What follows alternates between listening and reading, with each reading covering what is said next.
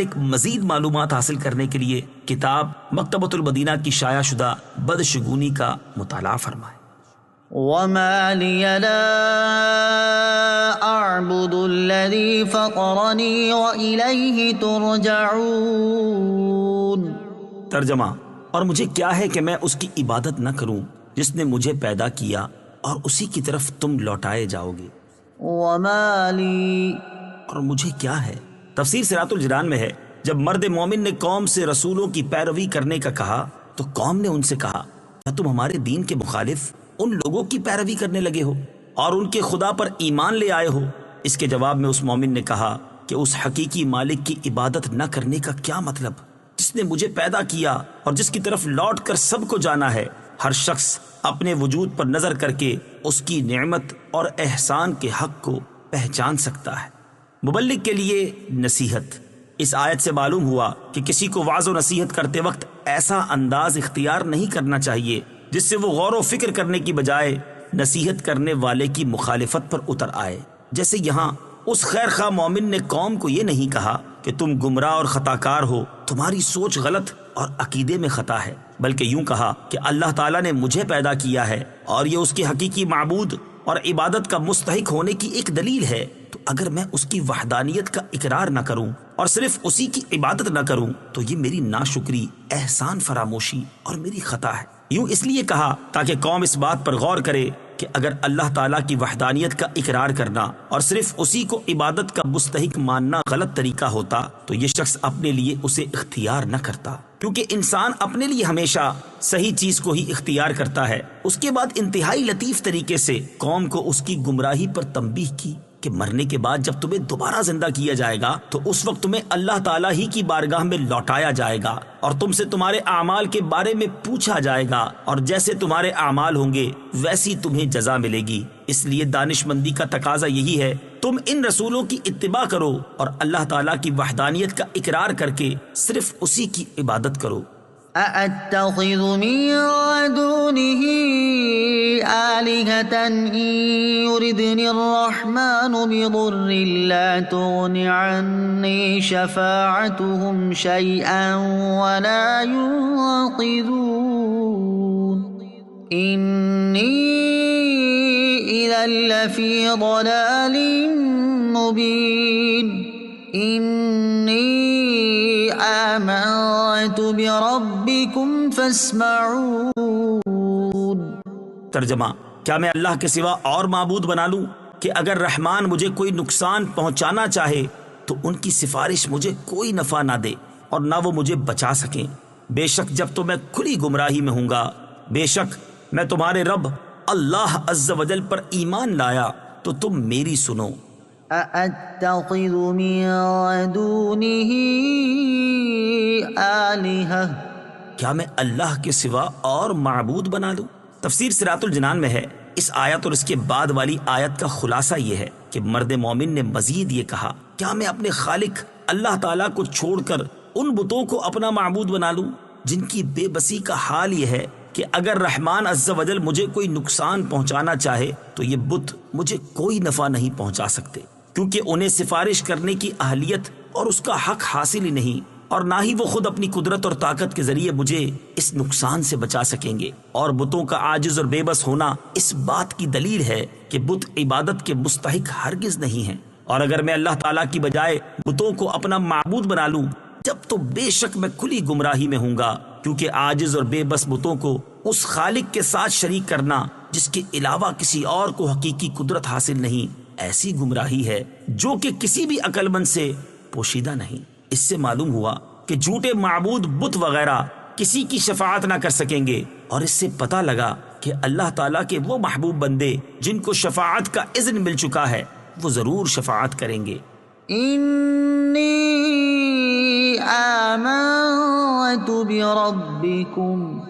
بے شک میں تمہارے رب اللہ عز و جل پر ایمان لایا۔ تفسیر صراط الجنان میں ہے، اس آیت کی ایک تفسیر یہ ہے کہ جب اس مبلغ مومن نے اپنی قوم سے ایسا نصیحت آمیز کلام کیا تو وہ لوگ ان پر یک بارگی ٹوٹ پڑے، ان پر پتھراؤ شروع کیا اور پاؤں سے کچلا۔ جب قوم نے ان پر حملہ شروع کیا تو انہوں نے جلدی سے رسولوں کی خدمت میں عرض کیا، بے شک میں آپ کے رب عز و جل پر ایمان لایا تو آپ میرے ایمان کے گواہ ہو جائیں۔ دوسری تفسیر یہ ہے کہ اس مبلغ نے اپنی قوم کو مخاطب کرتے ہوئے کہا کہ بے شک میں تمہارے اس رب پر ایمان لے آیا ہوں جس کا تم انکار کرتے ہو، کیونکہ وہی میرا، تمہارا اور ساری کائنات کا حقیقی رب ہے۔ تو تم ان رسولوں کی پیروی کرنے سے متعلق میری بات غور سے سنو اور میری بات مان لو۔ میں نے تمہیں حق پر متنبع کر دیا ہے اور یہ بھی بتا دیا ہے کہ عبادت کا حقدار وہی ہے جس نے تمہیں پیدا کیا ہے اور جس کی طرف تمہیں لوٹ کر جانا ہے۔ قوم نے ان کی نصیحت پر عمل کرنے کے بجائے انہیں شہید کر دیا۔ قیل ادخل الجنہ قال یا لیت قومی یعلمون بما غفر لی ربی وجعلنی من المکرمین۔ ترجمہ: اس سے فرمایا گیا کہ تو جنت میں داخل ہو جا۔ اس نے کہا اے کاش کہ میری قوم جان لیتی جیسی میرے رب نے میری مغفرت کی اور مجھے عزت والوں میں شامل کیا۔ قیل اس سے فرمایا گیا۔ تفسیر صراط الجنان میں ہے اس آیت اور اس کے بعد والی آیت کا خلاصہ یہ ہے کہ جب لوگوں نے اس مخلص مبلغ کو شہید کر دیا تو عزت و اکرام کے طور پر مبلغ سے فرمایا گیا تو جنت میں داخل ہو جا۔ جب وہ جنت میں داخل ہوئے اور وہاں کی نعمتیں دیکھی تو انہوں نے یہ تمنا کی کہ ان کی قوم کو معلوم ہو جائے کہ اللہ تعالیٰ نے مجھے بخش دیا ہے اور میری بہت عزت افزائی فرمائی ہے۔ دشمنوں پر رحم کرنا اور ان کی خیر خواہی کرنا بزرگان دین کا طریقہ ہے۔ تفسیر صراط الجنان میں ہے اس آیت سے معلوم ہوا کہ اس مخلص مومن اور خیر خواہ مبلغ نے زندگی میں بھی اور موت کے بعد بھی اپنی قوم کا بھلا چاہا اور ان کے ایمان لانے کی تمنا کی۔ یہ بھی معلوم ہوا کہ اللہ تعالیٰ کے اولیاء کا طریقہ یہ ہے کہ وہ غصہ پی جاتے ہیں اور اپنے دشمنوں پر بھی رحم فرماتے ہیں۔ اور یہ بھی معلوم ہوا کہ مومن اور خصوصاً مبلغ کی شان کے لائق یہ ہے کہ وہ لوگوں کی دشمنی اور مخالفت کی طرف توجہ نہ کرے بلکہ ہر حال میں ان کا خیر خواہ رہے اور ان کی اصلاح کی دعا کرتا رہے۔ اسی مناسبت سے یہاں دشمنوں پر رحم اور ان کی خیر خواہی کرنے سے متعلق تاجدار رسالت صلی اللہ تعالی علیہ وآلہ وسلم کی سیرت سے 3 واقعات اور خود کو تکلیف پہنچانے والوں کی خیر خواہی کرنے سے متعلق دیگر بزرگان دین کے 2 واقعات سماعت کیجیے۔ نمبر 1، ایک مرتبہ ام المومنین حضرت عائشہ رضی اللہ تعالی عنہا نے حضور اقدس صلی اللہ تعالی علیہ وآلہ وسلم سے دریافت کیا یا رسول اللہ صلی اللہ تعالی علیہ وآلہ وسلم، کیا جنگ احد کے دن سے بھی زیادہ سخت کوئی دن آپ پر گزرا ہے؟ ارشاد فرمایا ہاں اے عائشہ رضی اللہ تعالی عنہا، وہ دن میرے لیے جنگ احد کے دن سے بھی زیادہ سخت تھا جب میں نے طائف میں وہاں کے ایک سردار ابن عبد یالیل بن عبد کلال کو اسلام کی دعوت دی۔ اس نے دعوت اسلام کو حقارت کے ساتھ ٹھکرا دیا اور اہل طائف نے مجھ پر پتھراؤ کیا۔ میں اس رنج و غم میں سر جھکائے چلتا رہا یہاں تک کہ مقام کرن الثعالب میں پہنچ کر میرے ہوش و حواس بجا ہوئے۔ وہاں پہنچ کر جب میں نے سر اٹھایا تو کیا دیکھتا ہوں کہ ایک بدلی مجھ پر سایہ کیے ہوئے ہے۔ اس بادل میں سے حضرت جبرائیل علیہ الصلوۃ والسلام نے مجھے آواز دی اور کہا اللہ تعالیٰ نے آپ کی قوم کا قول اور ان کا جواب سن لیا اور اب آپ کی خدمت میں پہاڑوں کا فرشتہ حاضر ہے تاکہ وہ آپ کے حکم کی تعمیل کرے۔ حضور اکرم صلی اللہ تعالی علیہ وآلہ وسلم کا بیان ہے کہ پہاڑوں کا فرشتہ مجھے سلام کر کے عرض کرنے لگا یا رسول اللہ صلی اللہ تعالی علیہ وآلہ وسلم، اللہ تعالیٰ نے آپ کی قوم کا قول اور انہوں نے آپ کو جو جواب دیا ہے وہ سب کچھ سن لیا ہے اور مجھ کو آپ کی خدمت میں بھیجا ہے تاکہ آپ مجھے جو چاہیں حکم دیں اور میں آپ کا حکم بجا لاؤں۔ اگر آپ چاہتے ہیں کہ میں اخشبین یعنی ابو قبیس اور کوعی کیعان نام کے دونوں پہاڑوں کو ان کفار پر الٹ دوں تو میں الٹ دیتا۔ یہ سن کر حضور رحمت عالم صلی اللہ تعالی علیہ وآلہ وسلم نے جواب دیا نہیں، بلکہ میں امید کرتا ہوں کہ اللہ تعالیٰ ان کی نسلوں سے اپنے ایسے بندوں کو پیدا فرمائے گا جو صرف اللہ تعالیٰ کی ہی عبادت کریں گے اور شرک نہیں کریں گے۔ نمبر 2، حضرت سہل بن سعد رضی اللہ تعالیٰ عنہ فرماتے ہیں جس وقت نبی کریم صلی اللہ تعالی علیہ وآلہ وسلم کے مقدس دانت شہید ہوئے، آپ کا چہرہ مبارک زخمی ہوا اور خود آپ کے سر مبارک پر ٹوٹ گیا۔ اس وقت میں وہاں حاضر تھا اور میں انہیں بھی جانتا ہوں جنہوں نے آپ کے چہرے سے خون دھویا اور جنہوں نے چہرے پر پانی ڈالا، اور میں یہ بھی جانتا ہوں کہ آپ کے زخم پر کیا چیز ڈالی گئی جس سے خون رک گیا۔ اللہ تعالیٰ کے رسول محمد مصطفیٰ صلی اللہ تعالی علیہ وآلہ وسلم کی شہزادی حضرت فاطمہ الزہرا رضی اللہ تعالی عنہا چہرے سے خون دھو رہی تھی اور حضرت علی المرتضیٰ کرم اللہ تعالی وجہہ الکریم ان کے پاس اپنی ڈھال میں پانی بھر بھر کر لا رہے تھے۔ جب حضرت فاطمہ نے اپنے والد گرامی کے چہرے سے خون دھو لیا تو کھجور کی چٹائی کا ایک ٹکڑا جلایا اور اس کی راکھ زخم پر رکھ دی یہاں تک کہ خون بہنا رک گیا۔ پھر اس وقت سید المرسلین صلی اللہ تعالی علیہ وآلہ وسلم نے ارشاد فرمایا، اس قوم پر اللہ تعالیٰ کا غضب شدید ہوا جس نے رسول اللہ صلی اللہ تعالی علیہ وآلہ وسلم کے چہرے کو زخمی کیا۔ پھر کچھ دیر ٹھہرنے کے بعد دعا فرمائی، اے اللہ عز و جل میری قوم کو بخش دے کیونکہ وہ مجھے نہیں جانتے۔ ایک تیسرا واقعہ، حضرت جابر رضی اللہ تعالیٰ عنہ فرماتے ہیں، غزوہ طائف کے دوران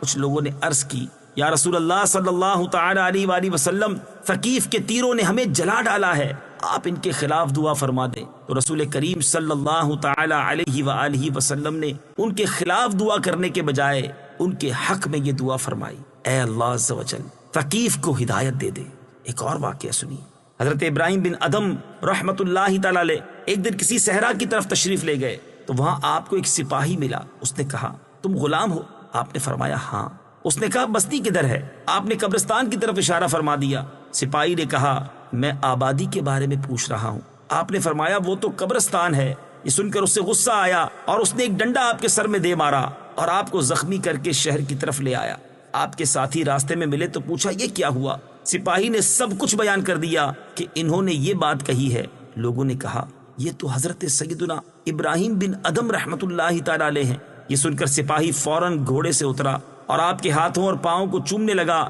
پھر آپ سے پوچھا گیا، آپ نے یہ کیوں کہا کہ میں غلام ہوں؟ فرمایا، اس نے مجھ سے یہ نہیں پوچھا کہ تو کس کا بندہ ہے، بلکہ صرف یہ کہا کہ تو بندہ ہے۔ تو میں نے کہا، ہاں، کیونکہ میں اللہ تعالیٰ کا بندہ ہوں۔ اور جب اس نے میرے سر میں مارا تو میں نے اللہ تعالیٰ سے اس کے لیے جنت کا سوال کیا۔ عرض کی گئی، جب اس نے آپ پر ظلم کیا تو آپ نے اس کے لیے دعا کیوں مانگی؟ فرمایا، مجھے معلوم تھا کہ اس مصیبت پر مجھے صبر کرنے کا ثواب ملے گا، تو میں نے مناسب نہ سمجھا کہ مجھے تو اچھا اجر ملے اور اسے عذاب ہو جو میرے لیے ثواب پانے کا ذریعہ بنا ہے۔ آئیے ایک اور واقعہ، ایک شخص نے حضرت احنف بن قیس رحمت اللہ تعالی علیہ کو گالی دی تو آپ نے اسے کوئی جواب نہ دیا۔ وہ گالیاں دیتے ہوئے آپ کے پیچھے چلتا رہا۔ جب آپ اپنے محلے کے قریب پہنچے تو رک گئے اور فرمایا، اگر تمہارے دل میں کوئی اور بات ہے تو وہ بھی یہی کہہ دو تاکہ محلے کے نا سمجھ لوگ تمہاری بات سن کر تمہیں اذیت نہ پہنچائیں۔ اللہ تعالیٰ ان بزرگان دین کی پاکیزہ سیرت کا صدقہ ہمیں بھی اپنی مخالفت کرنے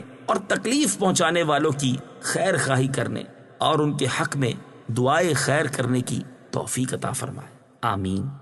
دشمنی، ظلم اور مخالفت کرنے والوں سے متعلق اسلام کی حسین تعلیمات۔ جن لوگوں کے ساتھ دشمنی اور مخالفت کی جاتی ہے اور جن پر ظلم و ستم کیا جاتا ہے، انہیں دشمنوں، مخالفوں اور ظالموں کے بارے میں دین اسلام نے کیسی عظیم اور حسین تعلیمات دی ہیں، اس کی جھلک ملاحظہ ہو۔ چنانچہ اللہ تعالیٰ ارشاد فرماتا ہے،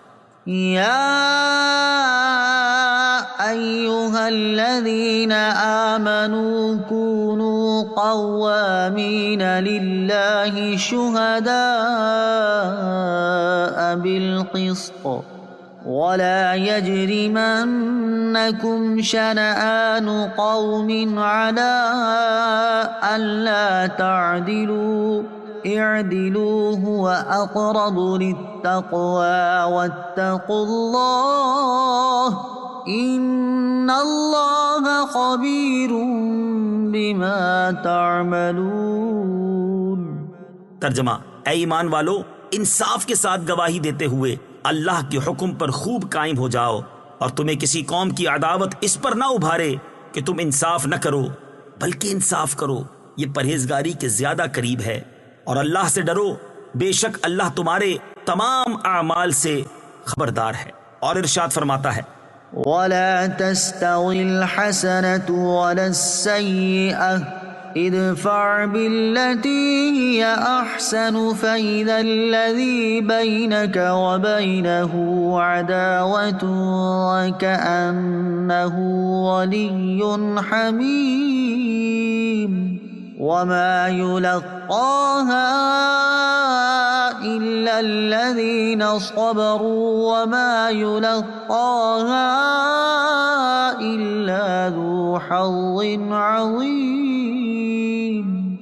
ترجمہ، اور اچھائی اور برائی برابر نہیں ہو سکتی، برائی کو بھلائی کے ساتھ دور کر دو تو تمہارے اور جس شخص کے درمیان دشمنی ہوگی تو اس وقت وہ ایسا ہو جائے گا کہ جیسے وہ گہرا دوست ہے، اور یہ دولت صبر کرنے والوں کو ہی ملتی ہے، اور یہ دولت بڑے نصیب والے کو ہی ملتی ہے۔ اور حضرت ابو ہریرہ رضی اللہ تعالیٰ عنہ سے روایت ہے، نبی کریم صلی اللہ تعالی علیہ وآلہ وسلم نے ارشاد فرمایا، جس میں 3 چیزیں ہوں گی اللہ تعالیٰ اس کا آسان حساب لے گا اور اسے جنت میں داخل فرمائے گا۔ میں نے عرض کی، یا رسول اللہ صلی اللہ تعالی علیہ وآلہ وسلم، وہ 3 چیزیں کون سی ہیں؟ ارشاد فرمایا، جو تم سے رشتہ توڑے تم اس سے رشتہ جوڑو، جو تمہیں محروم کرے تم اسے عطا کرو، اور جو تم پر ظلم کرے تم اسے معاف کر دو۔ اور حضرت علی المرتضی کرم اللہ تعالی وجہہ الکریم سے روایت ہے، حضور اقدس صلی اللہ تعالی علیہ وآلہ وسلم نے ارشاد فرمایا، جو شخص تم سے تعلق توڑے تم اس کے ساتھ تعلق جوڑو، اور جو تم سے برا سلوک کرے تم اس سے اچھا سلوک کرو، اور حق بات کہو اگرچہ وہ تمہارے خلاف ہو۔ دین اسلام کی عظیم الشان تعلیمات کو دیکھ کر ہر انصاف پسند آسانی کے ساتھ سمجھ سکتا ہے کہ جو دین دشمنی، مخالفت اور ظلم کرنے والوں کے بارے میں ایسی بہترین تعلیم دے رہا ہے، اس سے بڑا امن و سلامتی کا داعی دین اور کون ہو سکتا ہے؟ وما أنزلنا على قومه من بعده من جود من السماء وما كنا منزلين إن كانت إلا صيحة واحدة فإذا هم خامدون۔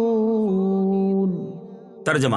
اور ہم نے اس کے بعد اس کی قوم پر آسمان سے کوئی لشکر نہ اتارا، اور نہ ہم وہاں کوئی لشکر اتارنے والے تھے، وہ صرف ایک چیخ تھی تو جبھی وہ بجھ کر رہ گئے۔ من بعده، اس کے بعد تفسیر صراط الجنان میں ہے، جب مذکورہ بالا مومن کو شہید کر دیا گیا اور قوم نے ایمان لانے سے بھی انکار کر دیا، تو اللہ تعالیٰ کا اس قوم پر غضب نازل ہوا اور ان کی سزا میں تاخیر نہ فرمائی گئی۔ حضرت جبریل علیہ السلام کو حکم ہوا اور ان کی ایک ہی ہولناک آواز سے سب کے سب مر گئے۔ چنانچہ اس آیت اور اس کے بعد والی آیت میں ارشاد فرمایا گیا، اور ہم نے اس کی قوم سے انتقام لینے کے لیے ان پر آسمان سے کوئی لشکر نہ اتارا، اور نہ ہم اس قوم کی ہلاکت کے لیے وہاں کوئی لشکر اتارنے والے تھے، بلکہ ان کی سزا کے لیے تو حضرت جبرائیل علیہ السلام کی صرف ایک چیخ ہی کافی تھی، جس سے وہ اس طرح فنا ہو گئے جیسے آگ بجھ جاتی ہے۔ اللہ تعالیٰ کے حبیب صلی اللہ تعالی علیہ وآلہ وسلم کی شان، اس آیت کے تحت مفسرین نے نبی کریم صلی اللہ تعالی علیہ وسلم کی عظمت و شان سے متعلق بہت ہی پیارا کلام فرمایا ہے۔ چنانچہ امام فخر الدین رازی علیہ رحمۃ اللہ الہادی تفسیر کبیر میں فرماتے ہیں، غزوہ بدر وغیرہ میں اللہ تعالیٰ کا فرشتوں کے لشکر نازل فرمانا سید المرسلین صلی اللہ تعالی علیہ وآلہ وسلم کی تعظیم کے لیے تھا، ورنہ کافروں کو تباہ و برباد کرنے کے لیے ایک فرشتے کا اپنے پر کو ہلا دینا ہی کافی تھا۔ امام ابو عبداللہ محمد بن احمد قرطبی رحمۃ اللہ تعالی علیہ تفسیر قرطبی میں فرماتے ہیں، کفار کو ہلاک کرنے کے لیے صرف ایک فرشتہ ہی کافی ہے، جیسے حضرت لوط علیہ السلام کی قوم کے شہر حضرت جبرائیل علیہ السلام کے پروں میں سے ایک پر سے تباہ و برباد کر دیے گئے، اور حضرت صالح علیہ السلام کی قوم سمود کی علاقے ایک ہی چیخ سے برباد کر دیے گئے۔ لیکن اللہ تعالیٰ نے تمام انبیاء کرام علیہ السلام پر، حتیٰ کہ اولو العزم رسولوں پر بھی ہر چیز میں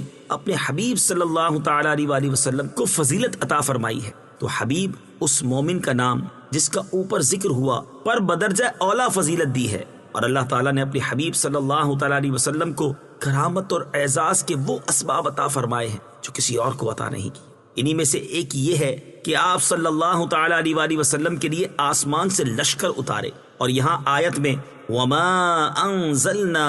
اور وما كنا منزلین فرما کر گویا اس بات کی طرف اشارہ کر دیا کہ اے حبیب صلی اللہ تعالی علیہ وآلہ وسلم، فرشتوں کے لشکر نازل کرنا انتہائی عظمت کا حامل ہے، اور اس کے لیے آپ کے سوا اور کوئی اہلیت نہیں رکھتا، اور ہم آپ کے علاوہ کسی اور کے لیے ایسا نہیں کریں گے۔ علامہ اسماعیل حقی رحمۃ اللہ تعالی علیہ فرماتے ہیں، ان آیات میں حضور پرنور صلی اللہ تعالی علیہ وآلہ وسلم کی عظمت و شان کی طرف اشارہ ہوتا ہے، کیونکہ جب فرشتے کی ہلکی سی چیخ کثیر جماعت کو ہلاک کرنے کے لیے کافی ہے، تو اس سے ظاہر ہوا کہ غزوہ بدر اور غزوہ خندق کے دن آسمان سے لشکروں کو اتارا جانا فرشتوں کی مدد کی ضرورت کی وجہ سے نہ تھا، بلکہ سید المرسلین صلی اللہ تعالی علیہ وآلہ وسلم کی شان کی تعظیم اور آپ کے مرتبے کی عظمت کی وجہ سے تھا۔ علامہ احمد صاوی رحمۃ اللہ تعالی علیہ فرماتے ہیں، غزوہ بدر کے دن حضور اقدس صلی اللہ تعالی علیہ وآلہ وسلم اور آپ کے صحابہ کرام علیہم رضوان کے ساتھ مل کر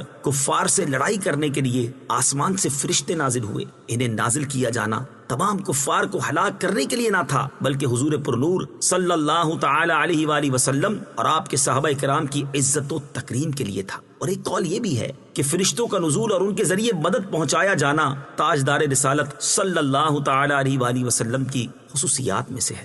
یا حسرة على العباد ما يأتيهم من رسول إلا كانوا به يستهزئون۔ ترجمہ، اور کہا گیا کہ ہائے افسوس ان بندوں پر کہ ان کے پاس کوئی رسول آتا ہے تو اس سے ٹھٹھا مذاق ہی کرتے ہیں۔ یا حسرہ، ہائے افسوس۔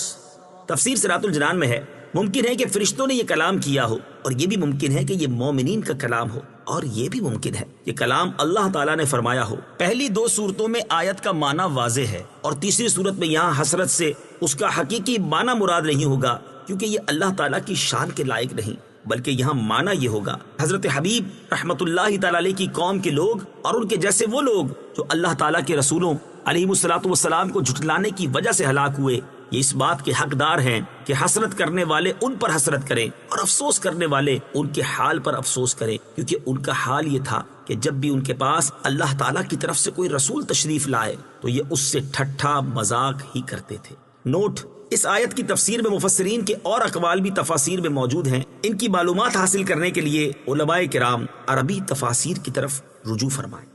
أَلَمْ يَرَوْا كَمْ أَهْلَكْنَا قَبْلَهُمْ مِنَ الْقُرُونِ أَنَّهُمْ إِلَيْهِمْ لَا يَرْجِعُونَ وَإِن كُلٌّ لَّمَّا جَمِيعٌ لَّدَيْنَا مُحْضَرُونَ۔ ترجمہ، کیا انہوں نے نہ دیکھا کہ ہم نے ان سے پہلے کتنی قومیں ہلاک کر دیں کہ وہ اب ان کی طرف پلٹنے والے نہیں، اور جتنے بھی ہیں سب کے سب ہمارے حضور حاضر کیے جائیں گے۔ أَلَمْ يَرَوْا، کیا انہوں نے نہ دیکھا؟ تفسیر صراط الجنان میں ہے، سابقہ لوگوں کا حال بیان کرنے کے بعد یہاں سے سید المرسلین صلی اللہ تعالی علیہ وآلہ وسلم کے زمانے میں موجود لوگوں سے کلام کیا جا رہا ہے۔ چنانچہ ارشاد فرمایا کہ کفار مکہ جو نبی کریم صلی اللہ تعالی علیہ وآلہ وسلم کی تکذیب کرتے ہیں، کیا انہوں نے نہ دیکھا کہ ہم نے ان سے پہلے کتنی قومیں ہلاک کر دی، اور ان کا حال یہ ہے کہ اب وہ دنیا کی طرف لوٹنے والے نہیں، تو کیا یہ لوگ ان کے حال سے عبرت حاصل نہیں کرتے؟ آیت أَلَمْ يَرَوْا كَمْ أَهْلَكْنَا قَبْلَهُمْ سے حاصل ہونے والی معلومات۔ اس آیت سے دو باتیں معلوم ہوئیں۔ نمبر ایک، اس آیت میں آواگون کی نفیس تردید ہے، یعنی ہندوؤں کے اعتقاد کے مطابق بار بار مرنے اور جنم لینے کا سلسلہ باطل ہے، کیونکہ ایک بار مرنے کے بعد کوئی دوبارہ پلٹ کر دنیا میں نہیں آئے گا۔ نمبر دو، یہ بھی معلوم ہوا کہ سید المرسلین صلی اللہ تعالی علیہ وآلہ وسلم کی امت پر اللہ تعالیٰ کا بڑا فضل و کرم ہے کہ اس نے اسے آخری امت بنایا، تاکہ اس امت کے لوگ سابقہ امتوں سے عبرت اور نصیحت حاصل کریں، اور یہ کسی اور امت کے لیے عبرت و نصیحت نہ ہو۔ وَإِن كُلُّ، اور جتنے بھی ہیں، تفسیر صراط الجنان میں ہے، یعنی تمام امتیں قیامت کے دن دوبارہ زندہ کیے جانے کے بعد حساب اور جزا کے لیے ہماری بارگاہ میں حاضر کی جائیں گی، اور ہم انہیں ان کے اچھے برے تمام اعمال کی جزا دیں گے۔ وَآيَةٌ لَّهُمُ الْأَرْضُ الْمَيْتَةُ